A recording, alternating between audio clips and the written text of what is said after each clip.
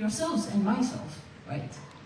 And so at the fundamental level of security is often trust. Correct.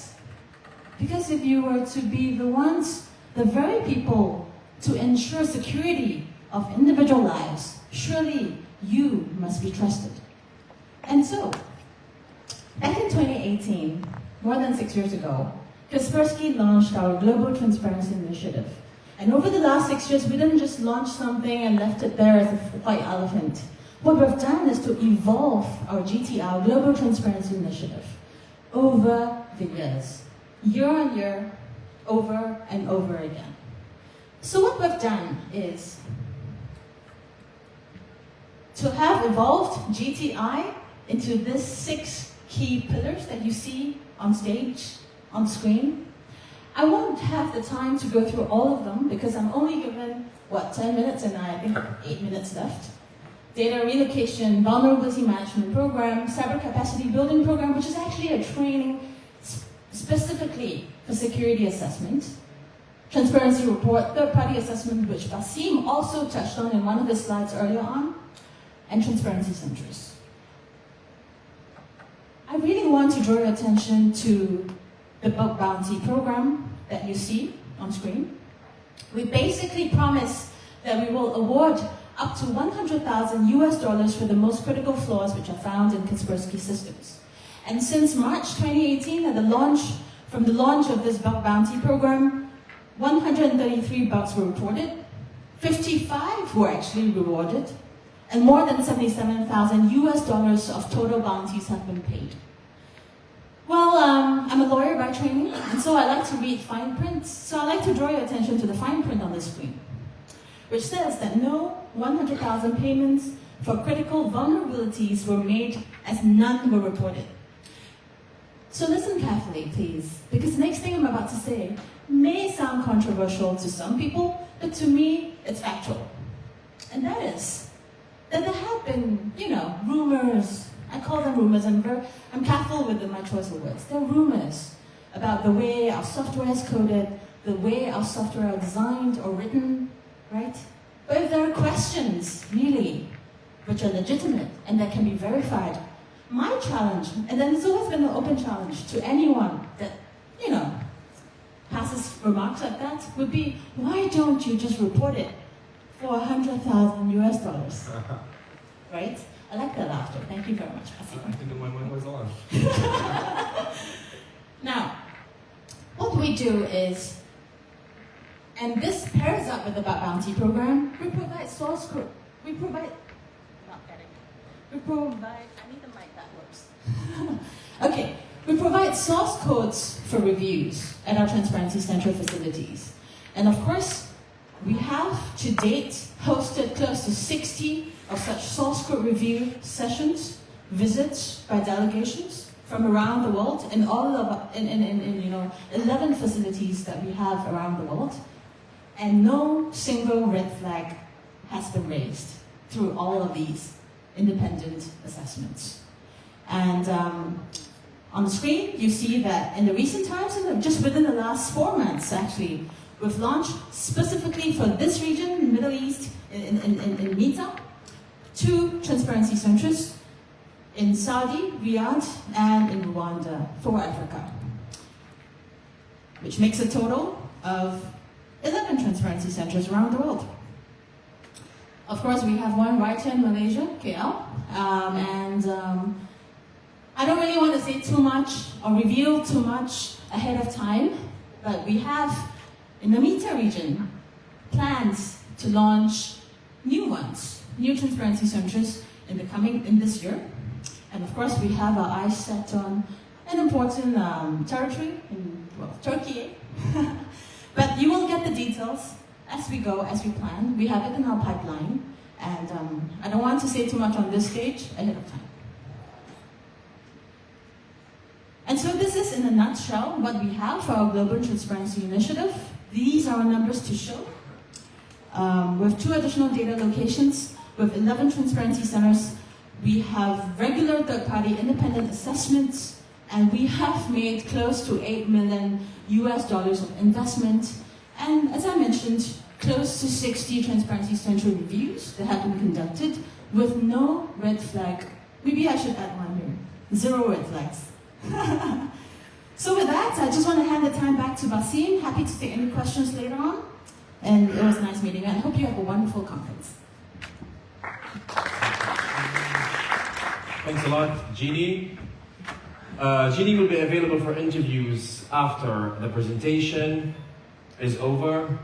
Our next guest is a very special one. He's been with the company for basically as long as I remember. He's now the head of researchers for our region, and I'm pretty sure most of you have spoken to him at some point over the past 10 years. I'd like to welcome Mr. Amin Hasbini.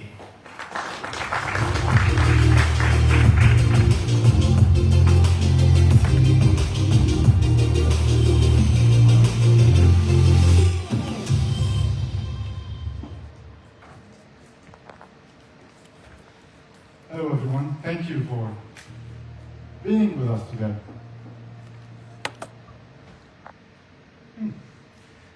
My presentation will be about the threat landscape.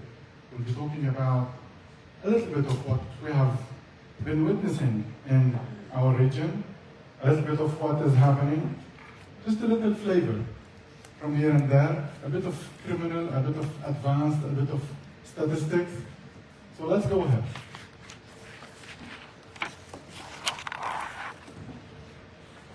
When we talk about modern threats, things have been moving quickly. We've been monitoring threats, delivering larger and larger amounts of damage to organizations in the hundreds of thousands of dollars in many cases. A lot of business leaders have cybersecurity as one of their major concerns.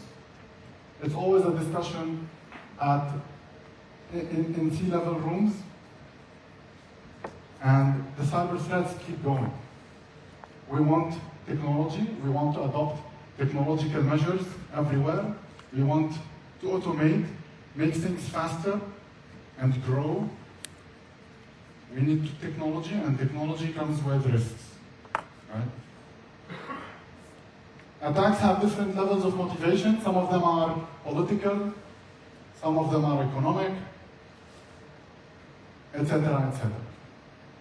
A lot of the criminal attacks are financially motivated, as you'd probably expect. And a lot of the advanced attacks, as per our visibility, have, well, sometimes it's economic, like espionage economic, sometimes it's actually economic warfare as well.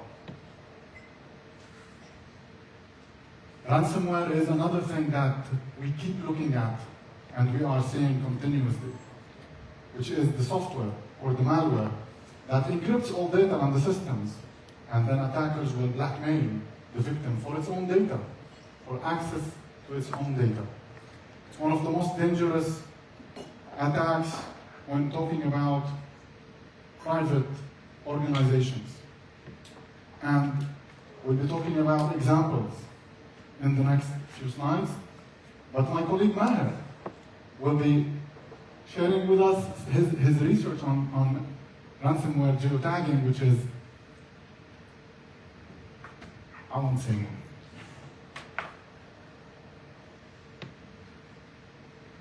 So let's go ahead. It's raining threats. It's raining threats because it's also raining technology. We want technology everywhere, right? And it's all over. Well, it's not only about us, our families, our organizations and companies, online and offline. It's also about our kids as well.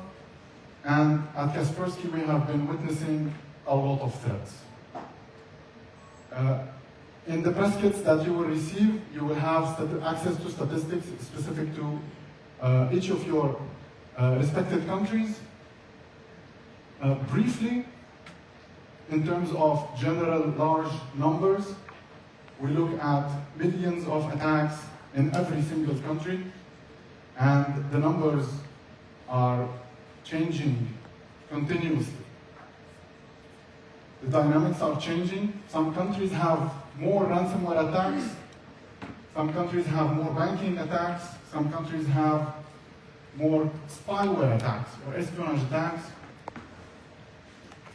We'll also talk more about that in the next few slides.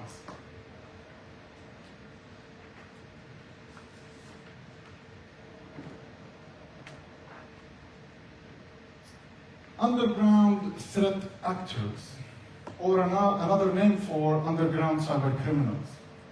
They have been moving fast. They have an ecosystem that keeps growing and sadly flourishing. And this has been a challenge for everyone. They have been adopting new measures, developing new technologies, deploying new tools, intensifying their attacks, cooperating together on undergrounds, sometimes even on the same victim, competing as well. And this is bad for everyone. Recently as well, we have seen them purchasing 0 days or having access to 0 days. And a 0 day is a weakness that is unknown, that has not been fixed, which allows an attacker access to some system with no limits. A vulnerability or a 0 day on an iPhone, for example, allows access to the iPhone, right? With everything that's on it. And cyber criminals have such capabilities now. They have such access.